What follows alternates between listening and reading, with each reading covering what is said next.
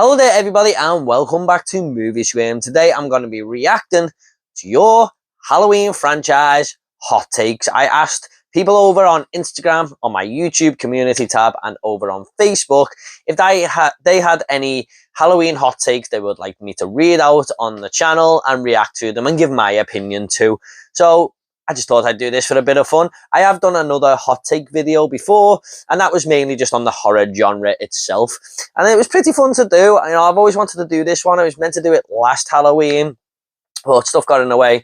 But I do want to do it before this Halloween, this October. So I hope you all enjoyed the video. There are more that I want to tackle in future, like the Friday the 13th franchise, Nightmare on Elm Street, and maybe just more horror ones in general. So if you like this video, guys, please do let me know, and I'll get on to more of them in the future. So just to let you guys know, this is not like if I give my opinion and I disagree with you, it doesn't mean I'm right or you're wrong. You may.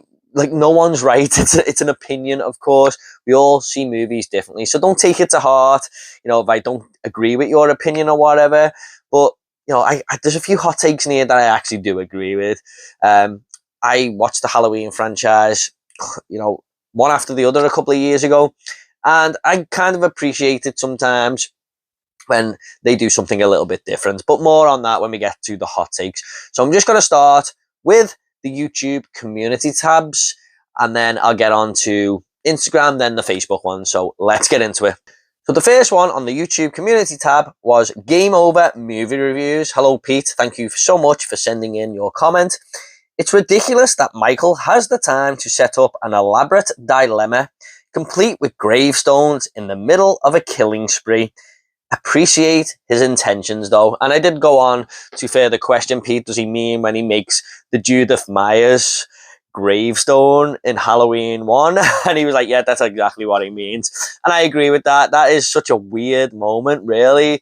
I mean, we only see it for a few seconds on screen, but when you think about it, is Michael Myers really the type of person to do this? I mean, he's just a cold, calculated killer. And there he is, sort of taking Judith Myers' gravestone, which is all off camera, of course, and then making a little shrine to her in this old house and stuff. And it's all looking pretty perfect, isn't it? The way he's all set it up, like nice. It's like his Halloween decorations. It's a weird moment, Peter. I'm not going to lie, mate. I do agree with you. No one really ever talks about that scene too much, do they? But it is, didn't it? Smack bang in the middle of Halloween 1. So, yeah. Pretty out of character moments, I feel, with Michael Myers. Now, I know they didn't fully know what they had with the character in Halloween. I mean, John Carpenter probably had it in his mind, but the character has been solidified, really, over the years, hasn't he?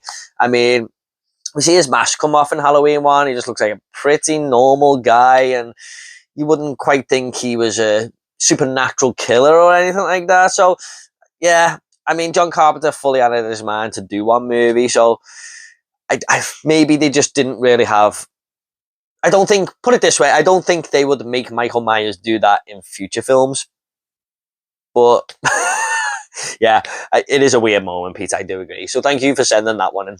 Next up, we have Stuart George over at the channel. Stuart George. So thank you, Stuart, for sending this one in. My trilogy is Halloween, then Part 2, then H2O. That's my trilogy. By the way, I didn't mind Halloween Ends.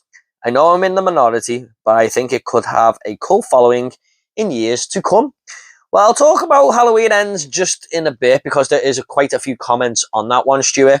But what you're saying about the trilogy being Halloween, Halloween 2 and H2O, there are quite many different timelines in this franchise now, hasn't there? I mean, you got the one you just mentioned there, and then you got the Thorn kind of timeline where it's Halloween 1 all the way to Halloween 6, taking out Halloween 3 there.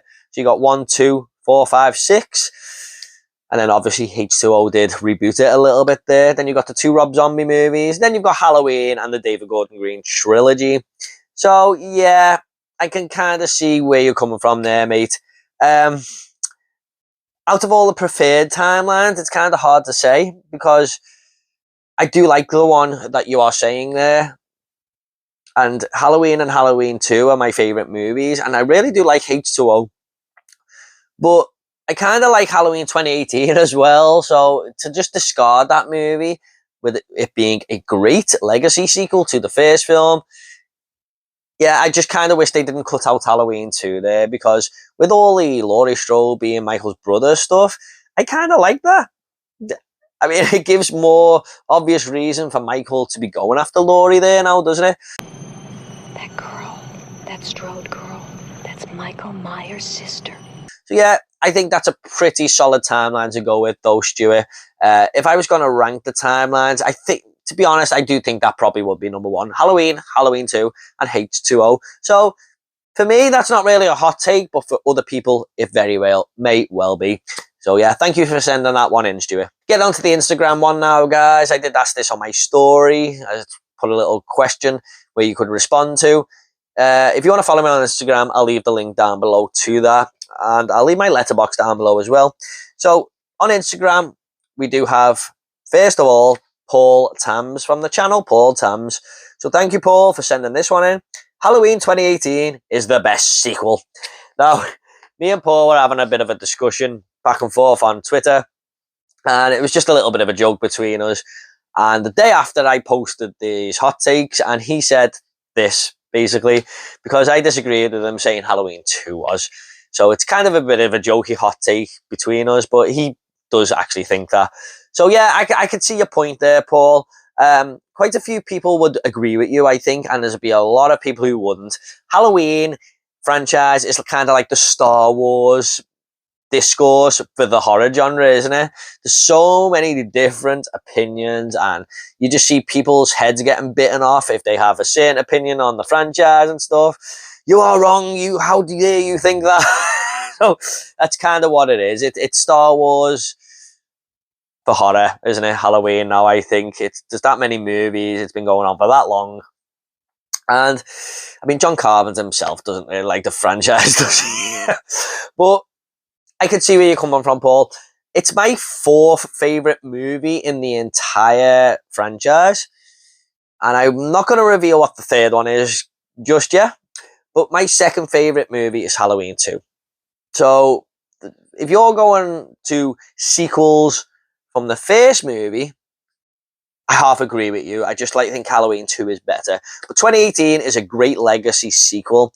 I wasn't hot on it at first, but on rewatch, I really did like it, and I think it's a very well-directed movie. Michael is fucking kick-ass in this film. He's so brutal and menacing, and I love that one-shot sequence where he goes into the 2 houses. And even, I've seen people say that that is a shit moment in the franchise as well, because Michael is meant to stalk his victims, not just quickly 1-2 punch them and just walk out. I mean, to me, that's really nitpicky. Can't we just have this awesome one-shot sequence, for Christ's sake?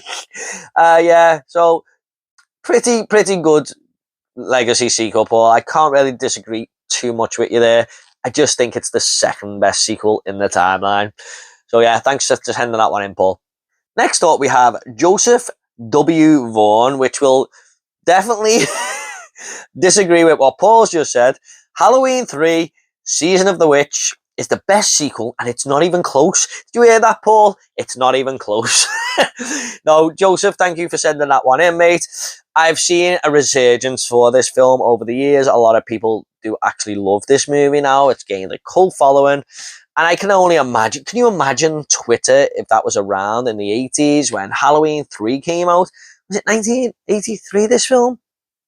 I might be getting that wrong, I'm sorry, but can you imagine the discourse over on Twitter and stuff if that was alive in the 80s, man? People would be freaking the fuck out, kind of like they did with Halloween Ends. But no, almost 40 years later, or actually 40 years later, yes, a lot of people have warmed to this movie and consider it one of the best in the franchise now. Now, I've seen these films quite a few times, more than twice for each one of them. But I've seen the first one, oh, God, man, about 50 times. But this is the one I've only watched once, and I only first got to this a few years ago, and when I'd done the full Halloween watches, and I didn't really like it. Okay, now, granted, the last few days in work, for some reason, probably because Halloween's coming up, I've been listening to the theme tune to this movie, and I've got to say, it's one of the best horror movie theme tunes ever. I mean, it's absolutely unbelievable. That synth score and stuff. And it's making me want to go back and watch this. Now, I do own it on 4K, the 4K from Screen Factory. I bought all of the ones available on there. And that's given me even more reason to go back and watch it. I only bought them recently. I think I might see this one in a new light, but who knows? My main problem with this movie was Tom Atkins' character. He's a real sleazeball in the film, I think. A lot of people think his character's cool and stuff, and that's fine, but the way he's just whacking women on the arse in work and then cheats on his wife and stuff, I just can't get behind the guy, really.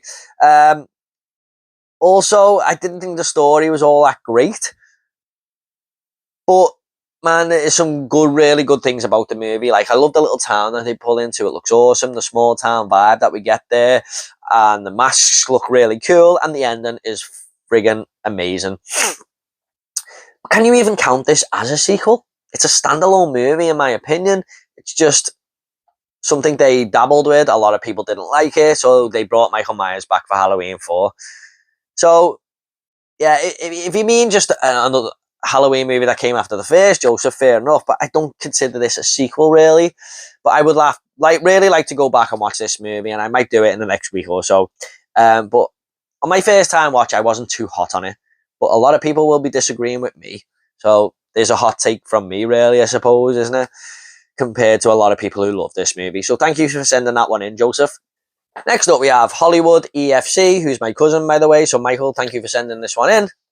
Halloween 5 is good. No!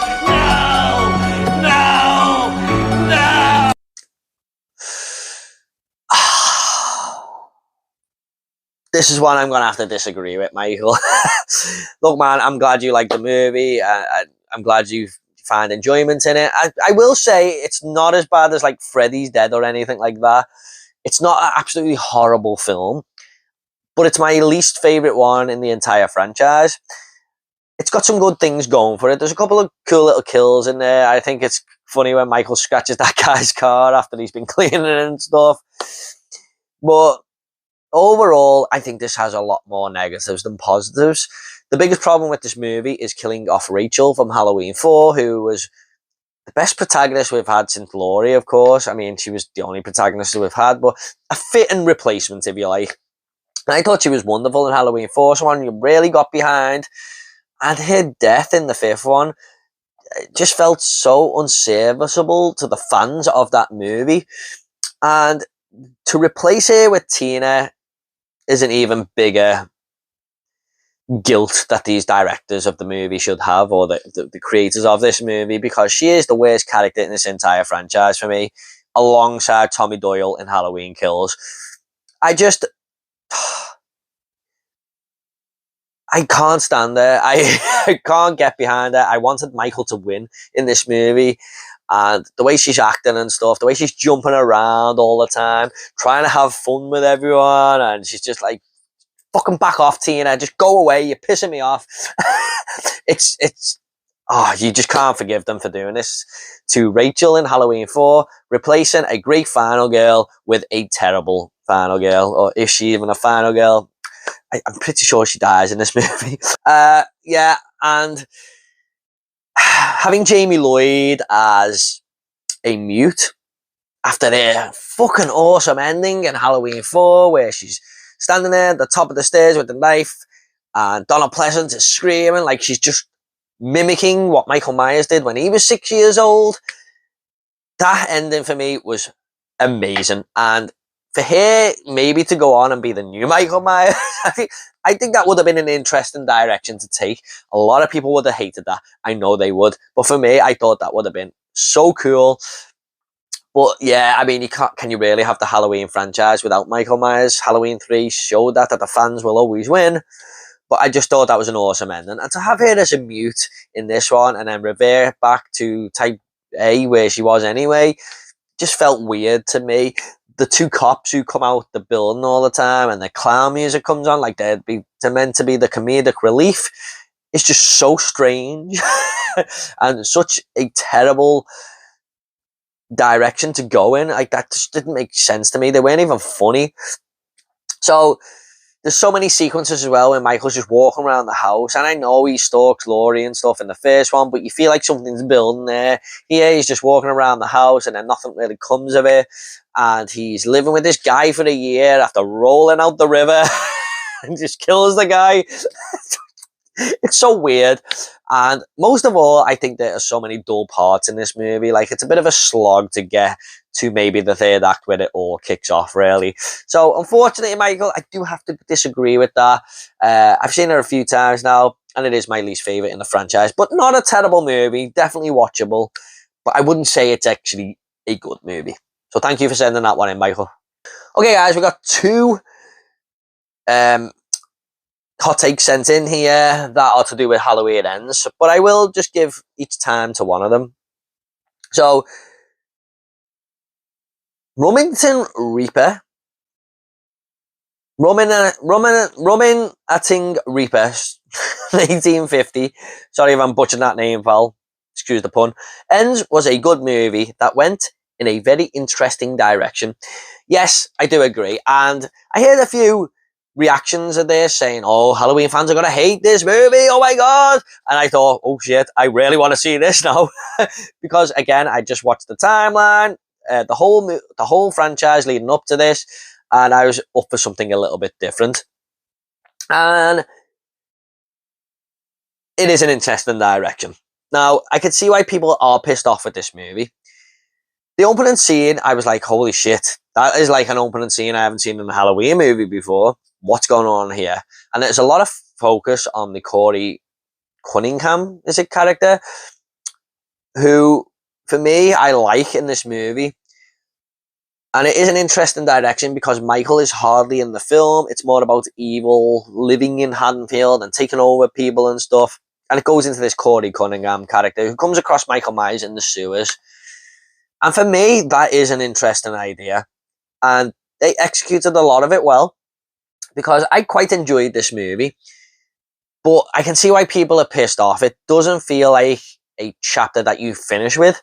It feels like this should have been Halloween Kills to set up the Corey Cunningham character, instead of just having him there and then sort of killed off at the end there. It's like an arc that just didn't make sense to me. And I really liked where it was going with his character. And to see him killed off towards the end, I was like, oh, that's just like a missed opportunity. Why did we do that? So, yeah. I could see a lot of people why they don't like this film and stuff. But I could see why people do. I like it when franchises take big swings. You have got to execute it properly, though. And for me, it does half the time, and half the time it doesn't. And to him having the whole romance with Allison, and Allison going a little bit rogue there, was interesting, I thought. Jamie Lee Curtis is a little bit in the background there. So yeah, for me, it is an interesting direction. I will give it that. So thank you, Rummington Reaper, 1860. Just going to check there. 1850, for sending that one in, my friend. And then we've got Hampton9914. Hello, Alex. Thank you for sending this one in. Halloween Ends isn't as bad as people make out. So it's a similar sort of take to what Rummington Reaper had there. And instead of going on the interesting side of things, I'll just say how I felt about the movie. I enjoyed it. Yes, I don't think it's as bad as what people make out. I did enjoy my time with this movie. There's a lot of great kills in there, especially towards the end, where we go into that radio station. Does he cut someone's tongue out or something there? Awesome. I think a lot of people don't like this movie because they were promised in the marketing a final showdown with Jamie Lee Curtis, Laurie Strode, of course, and Michael Myers himself. And whilst we do get that, it is only feeling like a tacked on part of the movie for the last 20 minutes there. So I can see why fans of Halloween would be a bit pissed off with that. But I was more interested in the whole Corey story, I'm not going to lie. I weren't really bothered about a whole big showdown with Laurie Strode and Michael Myers. How many times have we seen this? And I didn't want the whole movie to be that anyway. And that was kind of my fear going in anyway. I was thinking, oh, is this going to be one big epic battle? But it wasn't that at all. It was that for the last 20 minutes, but it wasn't that for the rest of the movie, and that's why I kind of liked it. I don't want that. So, yeah, most people did, and that's what they were sort of sold, so I could see them being pissed off with it. But overall, when you look at the movie, I don't think it's that bad at all. And I don't think I've seen so much hate for a horror movie in recent years than Halloween Ends. But man, there's been way worse movies than this in the past few years. People say it's the worst horror movie in the past 10 years and stuff. I don't agree with that at all. Like, at all. I don't even think it's in the top 50 worst horror movies I've seen in the last 10 years. I think it was quite good, but I can see the problems with it. So thank you, Alex, for sending that one in. Right, we've got 3 kind of same takes here, but I'll read them out individually. Daniel Davidson says, Rob Zombies are the best films in the franchise. That's a hot take there, Daniel. Not because I don't like them, I just don't know if they're the best in the franchise, especially if you're saying both of them as a double act. Look, it's no secret now. My third placed movie on this entire Halloween franchise is Rob Zombie's Halloween 2. I fucking love the movie, okay? I absolutely adore it. So, you may turn the video off now and stuff.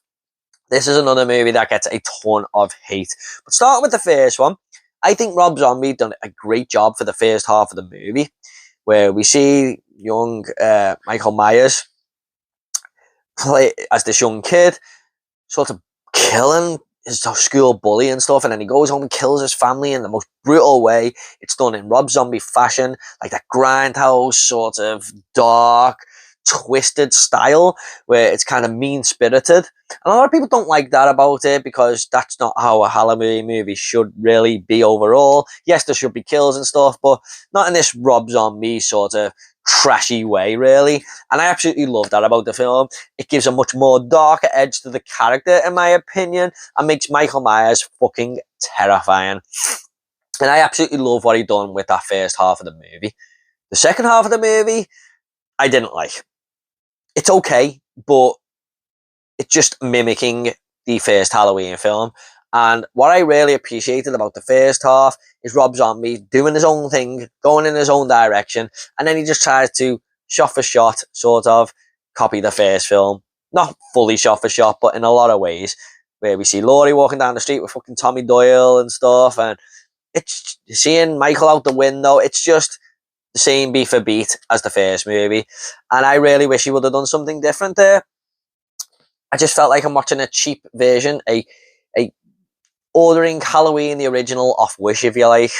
But I really do like the first half of the film. I think it's fucking awesome. That scene where Michael, does he lash out at a nurse, or kills a nurse or something in the mental hospital, and the alarms are going off and stuff, and his mum's screaming, thinking like he was going to be sort of cured and stuff, but no, he's just the same evil bastard that he was. That's a great scene, man. I love that scene. So I do like Halloween 1 for half the movie, and then the second half, I wish Rob Zombie didn't get cold feet there. But Halloween 2, I'm a huge fan of, and I'll talk about that more in the next comment. But Daniel, whilst I don't think they are better than all of the movies, it probably depends on what type of horror fan you are, and if you're a Rob Zombie fan, I suppose, maybe. But brave take, I'd say. I will give it that. The first one is kind of further down in my ranking, but the second one is quite high. So I can't quite say it's the best 2 movies overall, but interesting take, mate. Movie Massacre, 1987. Hello, Luke. Thank you for sending it in, mate. Good friend. I speak to him quite a lot. Rob Zombie's Halloween is better than the entire David Gordon Green run.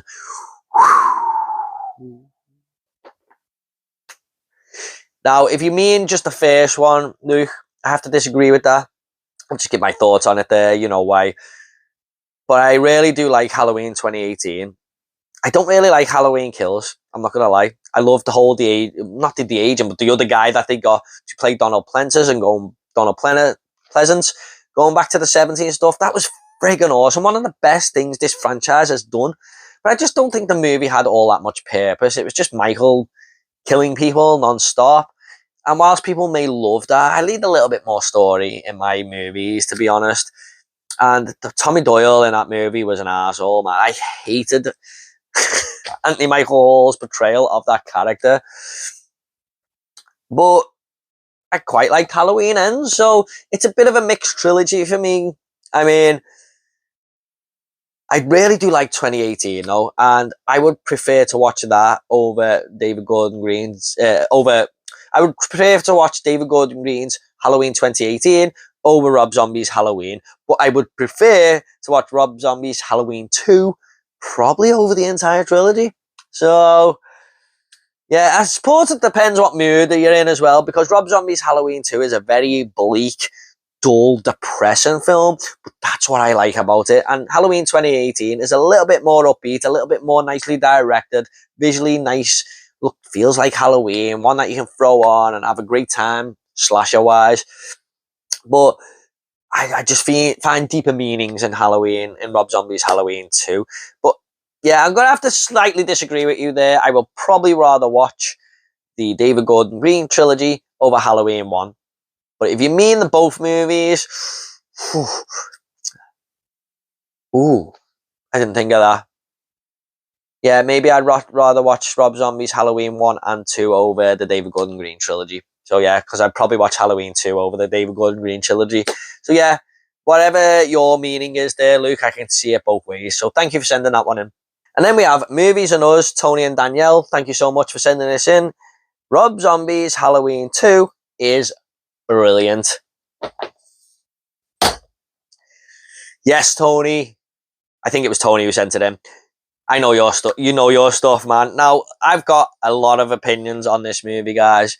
And can I see why people hate it? Yes, because it goes in a little bit of a different direction and Rob Zombie does his own thing. That's what I fucking love about this movie. The whole horse stuff with his mother and stuff, that can go and fuck itself, okay? Sorry to swear, guys, but yeah, that is an abomination. That doesn't need to be in here. But that's only my real complaint about the movie. Like, a lot of people hate Loomis in this film, played by Michael McDowell. I love the character of Loomis in this. Why do you want the same Loomis? Why can't he be an asshole? Why can't he be using Michael to profit his book and stuff, and everyone turning on Loomis and stuff because they know he's an asshole? I love the portrayal of Loomis in this movie. Why do we want the same Loomis? Why? He wouldn't have lived up to Donald Pleasance anyway. A lot of people would be complaining, saying, oh, see that guy who tried to be as good as Donald Pleasance, huh? So I'm glad that they made Malcolm McDowell, his character, go in a different direction. That works for me. Laurie Strode, played by, what the hell is the actress's name? Scout Taylor Comden. One of the best performances in the entire Halloween franchise for me. I absolutely love what she did in this movie. I mean, this was the hot take I was looking forward to because I agree with it so much. But the trauma she's going through in this film because of the first movie is so believable. And she's not a nice person to be around because she's lashing out at everyone. She's screaming. She is having PTSD over it. But it makes it so believable, man. She is fucking phenomenal in this film. And then you've got Brad Dourif's character, who just gives one of the best moments in the entire franchise, where he's freaking out when his daughter's killed. I mean, oh my God, that scene is heartbreaking. Michael Myers is horrifying in this movie. He's terrifying. He is brutal as hell. I mean, some of the kills that he does in this film, my God, man. It has got that Rob Zombie flavour all over it, where even the side characters can be kind of disgusting people. Kind of like them two guys who say they mess with the dead bodies and stuff at the start of the film. A lot of people don't like the fact that the opening is a dream sequence. But from what I remember, guys, only half of it is. I mean, obviously it's Laurie having PTSD dreams over Michael. But at the end of that dream, I'm pretty sure he takes them two guys out in the van, and then that is part of him escaping anyway. So is it all a dream? Like, some of it is, but some of it isn't. So it does kind of make sense for me personally. I think the director's cut may elaborate on this more and make it less of a dream sequence. I'm not 100% certain on that, but for me, it's not a full 100% dream sequence. And that is, by the way, one of the best directed sequences in this entire franchise. That just screams absolute horror, doesn't it? I mean, while it's absolutely torrential rain outside the hospital and he's killing that nurse and then he's coming after Laurie. Oh my God. it's terrifying. So I think Rob Zombie done a hell of a job with this film. For me, it's his best movie. And I absolutely love House of a Thousand Corpses, but I absolutely love Rob Zombie's Halloween 2. And the ending, man, in the director's cut especially, it's just bleak as hell. And I love that. I love how this movie just goes down a dark path. It's a movie about a killer killing people. I mean, you want it to be dark, you want it to be brutal. For me, it totally works. I absolutely love this film. So yeah, I agree with you, Tony, or if it's Tony and Danielle both agreeing on the same thing there, totally agree. And that is a hot take for sure for a lot of people watching the video. But you know, if you hated it, guys, maybe go back and give it another go. You might change your mind. So yeah, I agree with that. Thank you, Tony, for sending that one in. So on Instagram, we do have my friend Jordan Angrove, who decided to send in 4 hot takes. A little bit greedy there, Jordan, but I'm glad you sent them in, mate. It makes the video more enjoyable to have all these different hot takes. I'm only joking there, by the way. You send as many as you want in, my friend, on my next one, which will probably be Friday the 13th or something. So yeah, Jordan Angrove says, Halloween Mandela effect. For over 20 years, I still say H2O brackets water instead of H20. Yeah, I'm the same, mate. I've always said that myself. I think I've said it on this video already. Quite a few people I know say H2O, but I don't know what the general consensus is in like America and stuff. Did they say H20? That is definitely what it's trying to mean. But the scary thing about this one, Jordan, is this will be H40 soon. Time is flying by, my friend. Actually, it is H40, isn't it? Oh my god. Oh wow. I mean, are we all more on H45 now? Oh my god. I've just realised something there. I am old. So yeah, I definitely say H2O as well, which is just weird, isn't it? When you obviously think of water when you say that, but then to mix it with a Halloween film is strange. But I'd rather say that than H20, and I will continue to say H2O myself. So thank you for sending that one in. Just sticking on H2O or H20, whatever you want to call it, Jordan also says, H20 is H2O is a fun 90s film that reshapes the final girl.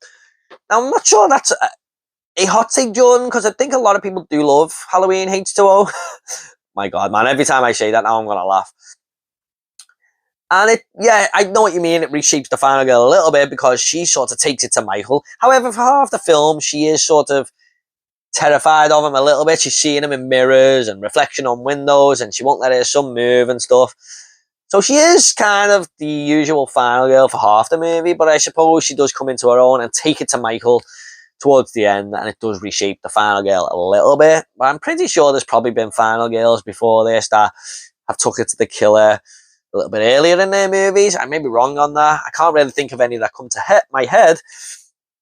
But the way she takes the axe to him and chops his head off and everything, yeah, it's an awesome third act. One of the best third acts of the entire Halloween franchise. However, I do not like her character in this movie. That might be a little bit of a hot take on its own there. I just think she's a bit of an asshole in this movie. Okay, alcoholism can't be helped sometimes, but the way she's kind of taking it out on her son all the time, she won't let him live his own life because she's too scared about Michael Myers coming back and stuff. Understandably so, I suppose, but I don't like the way she always lashes out on him and stuff, and she's just like this real hard ass. I kind of just can't get on with her character in this movie. I don't like being around her. She does come into her own a little bit towards the end of the film, but yeah, not my favourite portrayal of Laurie Strode at all. And I'm going to let you all guys in on a secret. Now, I'm not the biggest Jamie Lee Curtis fan, but that is a discussion for another video. So yeah, good point there, Jordan, I suppose. It does reshape the final girl a little bit. Next up, Jordan says, no matter which timeline you watch, Tommy Doyle sucks. I think he's a little bit of an annoying kid in Halloween 1, but I don't mind him. He's okay. But the way he's always scared and Lindsay and stuff, it's kind of like, oh, the guys at school are bullying you, so you're going to go home and bully Lindsay now, are you? Man, maybe stand up to your bullies a little bit there, mate. But yeah, he's okay. I don't hate him in the movie or anything. He's got a daft haircut, though, I suppose. um, yeah, let's go and cut the jack-o'-lantern stuff. He can come across a little bit annoying. And Paul Rudd also plays him in... Well, first off, I want to say, I think it's implied that he's in Halloween 4, but it's a little bit confusing. Is it Lindsay Wallace's friend in that? You kind of don't really know if it's Tommy. Like, it's not confirmed. I may be wrong there, but from memory, I think he sort of makes an appearance in that film. In Halloween 6, he's played by Paul Rudd, who's obsessed with sort of Michael Myers and learning about the crimes of Michael and stuff, and then he kind of gets mixed up in everything. Now, a lot of people think this is a great performance from Paul Rudd. I think it's one of the most average performances I've ever seen. I mean, he's okay in the movie. He's not bad. He's not good. He's just there. He just does a job of what's asked for him. So, yeah, just because it's Paul Rudd, I don't think it's a great performance or anything. I'm glad he went on to bigger and better things, but he's okay. However, I absolutely fucking despise character in Halloween Kills, played by Anthony Michael Hall. Like I said, alongside Tina, he's the worst character in the entire franchise. So yeah, I wouldn't say he sucks overall, his character, but does he really bring all that much to these movies? I mean, he plays as the most important pawn in case of Michael Myers, I suppose, by taking Jamie Lloyd's baby and stuff. But really, he's just a character that's there, isn't he? So yeah, I can see where you're coming from there, Jordan. I don't fully agree, but when it comes to Halloween Kills, yes, I agree with you. And I'm glad he got his ass handed to him. So yeah, Tommy Doyle, thanks for sending that one in. Need all of you. Evil dies tonight. And now the most interesting take from Jordan here has got to be this one. Not bringing back baby Stephen from Curse as an adult was a missed opportunity. Ooh, I haven't heard anyone actually say that one before. So that is a very interesting take. And one that I probably disagree with, only because Curse of Michael Myers is a little bit of a mess there. And depends which version you watch, obviously. You got the theatrical cut where I don't think it's implied that Michael is actually the father of this baby, but in the producer's cut, it's implied that he raped Jamie Lloyd and that's his kid. What were they thinking with that film? I mean, I'm not, like I said at the start, I like it when they do different things, but I've got to execute it, I suppose, and this one was just a mess. The whole Thorn thing was weird to me. So yeah, would I have liked to see this character come back? Probably not. Not after two sort of bad films in 5 and 6. Although I will say Halloween 6 has got one of the coolest ass moments in that movie at the start where he picks that nurse up and shoves her head on the spike and the music kicks in. Fucking love that kill, man. I just love how the music kicks in and stuff. It's not a terrible movie, but it's just a messy one. So no, I'm kind of glad they kind of rebooted it with H2O in all honesty. But it's an interesting take, Jordan, for sure. A lot of people may have liked to see that one. So yeah, but I kind of disagree with that. But thanks for sending that one in, mate. Very interesting take. Now we are getting into the final couple that was sent to me over on Facebook. And we've got Aidan Flanagan from the channel The Movie Insider. So hello, Aidan. Thank you so much for sending this one in. My hot take is that Jamie Lee Curtis should not have been in the new trilogy. I think it weakened her character. I think an appearance in the first would have been fine. But as the trilogy went on, this is how I felt. Yeah, like I said, I'm not the biggest Jamie Lee Curtis fan, so I would have liked a new Halloween movie without her. However, I can see why they went down that road, because it's a legacy sequel to the first film.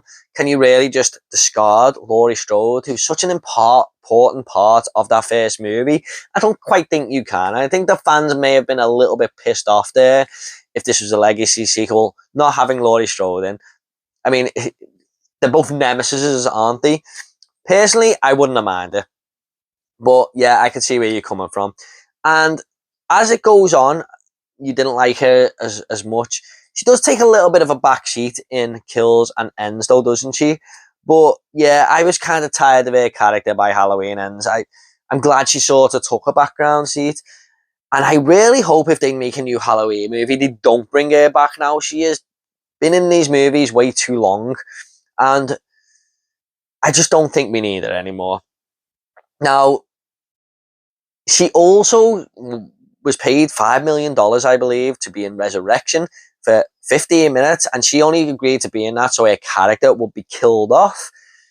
And then she comes back for Halloween 2018. She agrees to it. So she kind of bit hypocritical, I suppose, there. I mean, if you want to be killed off, why are you coming back for 2018?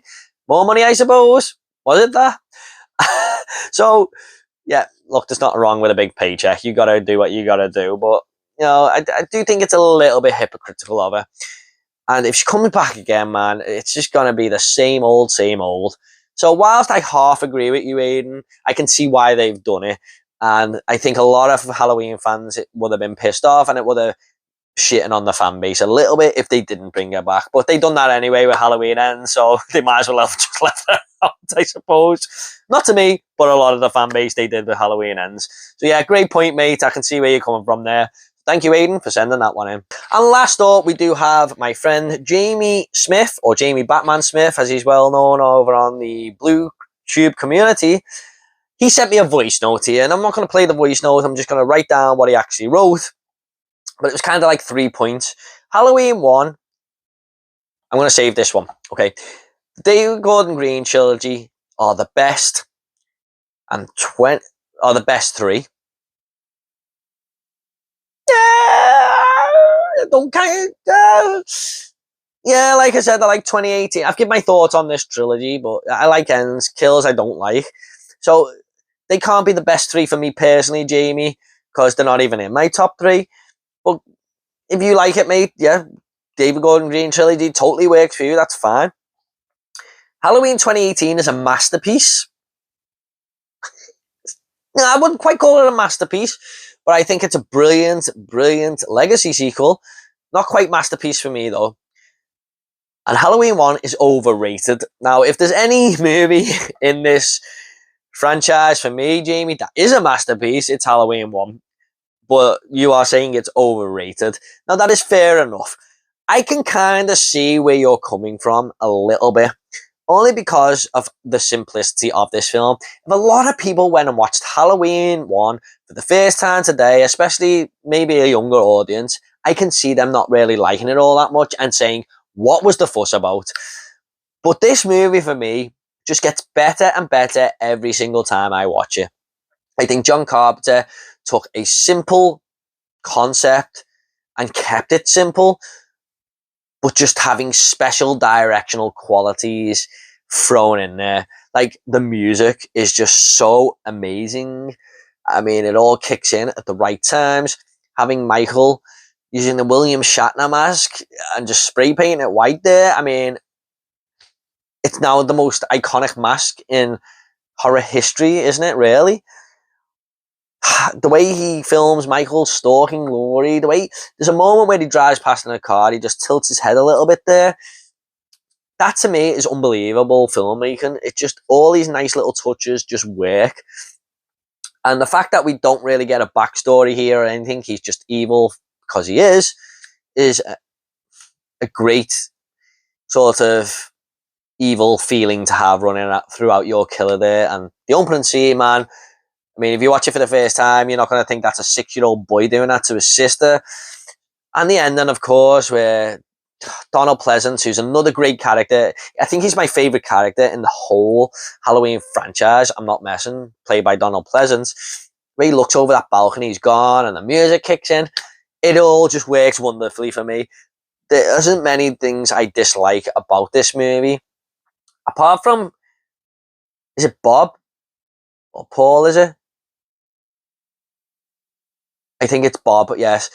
He says that he wants to rip Lindsay Wallace's clothes off, which is just a paedophile to me.